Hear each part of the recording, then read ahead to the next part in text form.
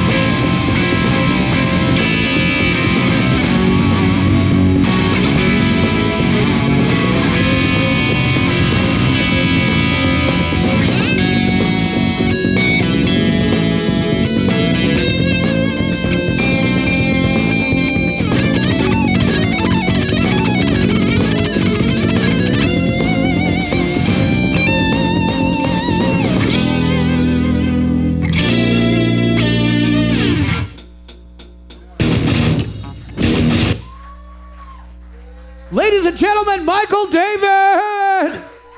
Yeah! All right. You ready to go up there, brother? You got the standby off and all that good stuff? All right. Here we go. Michael David, one more time.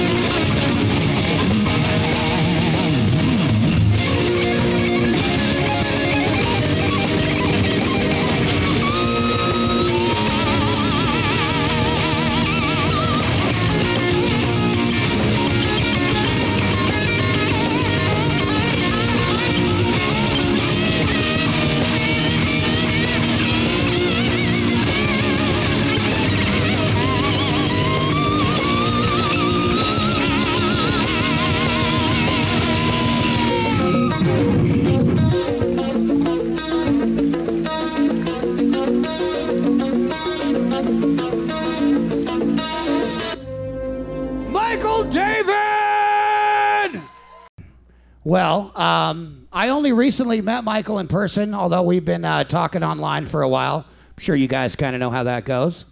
And it's always exciting to get to know people as human beings, not just a guy that's typing somewhere. Could be in Uruguay. We don't know. But not only is Michael a hell of a player, he's a really, really nice guy, too. Yes, he is. He's a nice guy, brilliant player, and a showman. Triple threat guy right there. That's right. Can I have that mic, sir? And thank you, sir. Okay. And we're very excited. Very excited. So, by the way, my co-host, Mr. Tony Bennington, this guy is an amazing guitar player, too. On the next episode, Tony and I are going to do a little playing together, but tonight it's all about the guests. So we wanted to, you know, you guys have seen me play way too many times anyways, and no one wants to bore you with that Well, again. see, I get ready. I bring burn cream from home, and I should have brought some for Michael's playing a little bit because my face is melted right here. Yeah. Just slightly. I know. By some of those arpeggios. It hurts. Yeah. But it hurts so good. That was some brilliant, brilliant playing. It was. Why don't you give us a check there? Check. All right. Beautiful. It sounds like a human being and not a robot crackling in the That's why Chris night. is the man. All right. Yes. So, Michael, welcome to the TNT Guitar Live Show, my friend. Thank you very much for having me, you guys. Yeah, it's a great pleasure to have you here.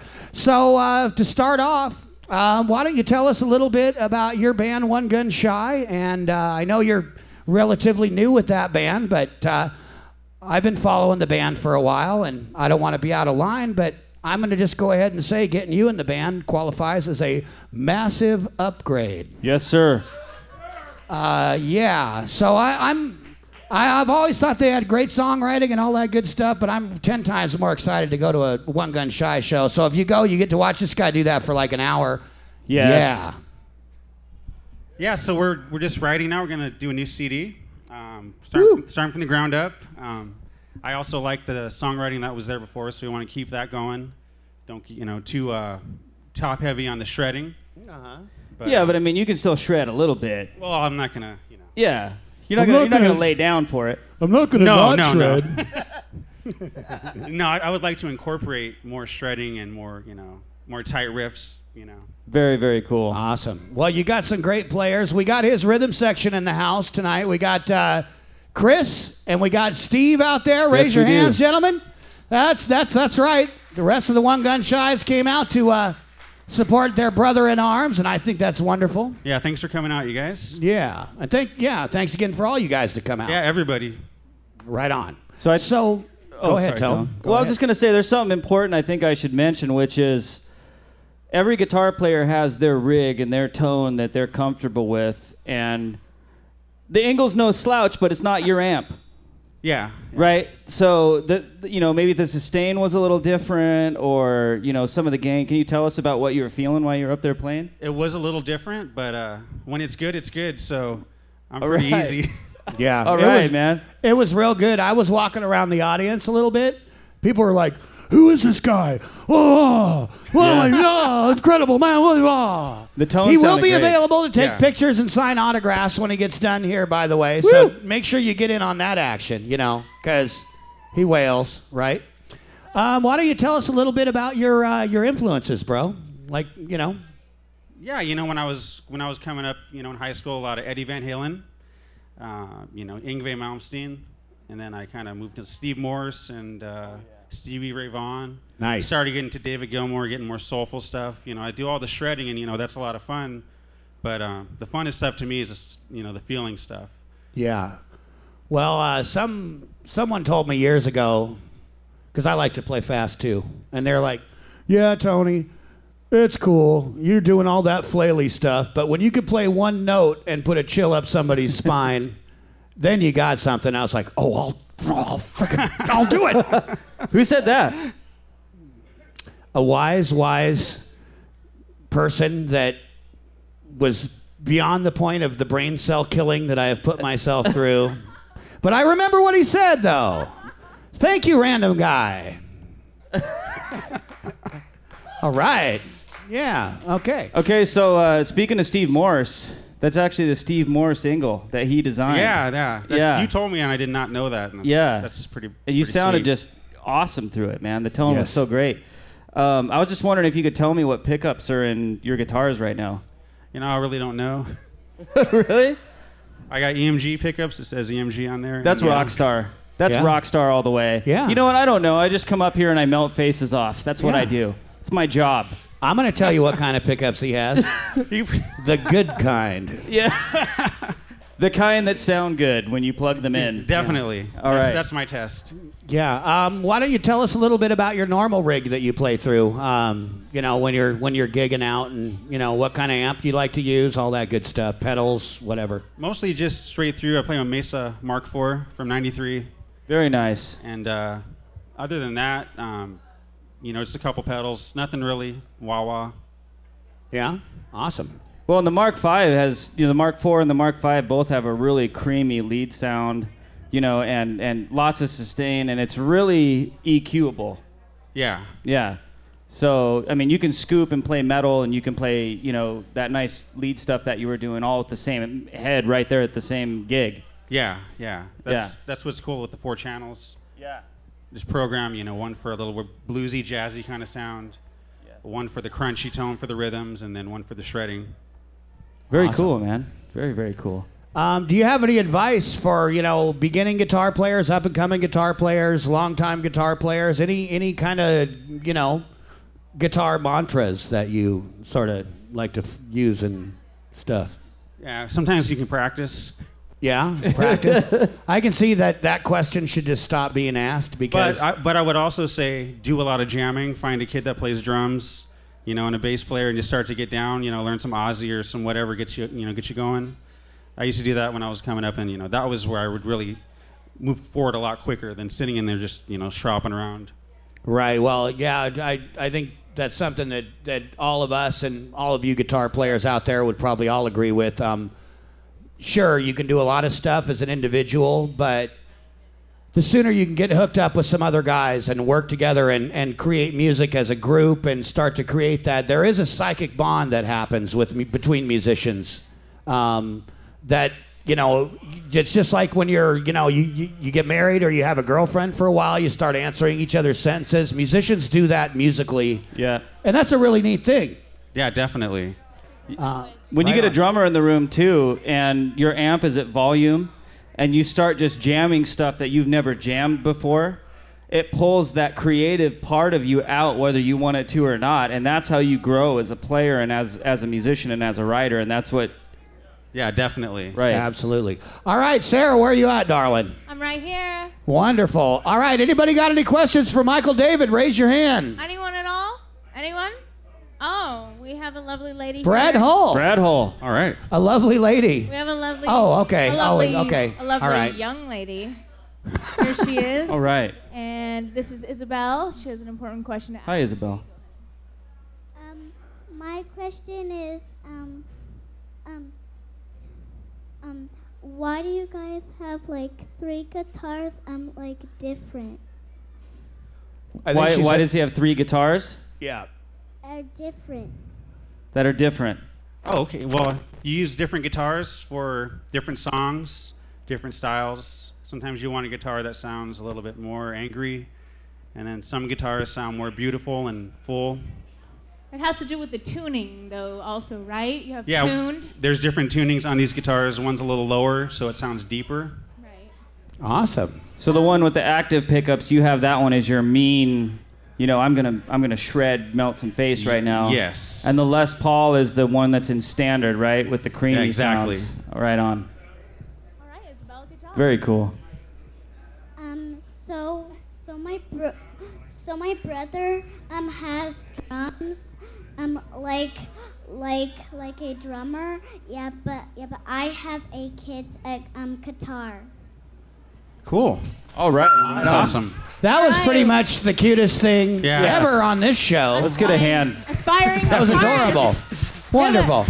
I think Brad had a question over there, Sarah. All right, right over there. awesome. You never know. We could have another Orianthe Panagoras on our hands. That's right. Okay, what kind of music is One Gun Shy? Like, what style are you guys? We are hard rock. rock? I'm looking to make it a little heavier myself, bring a heavier edge. So You got a good singer?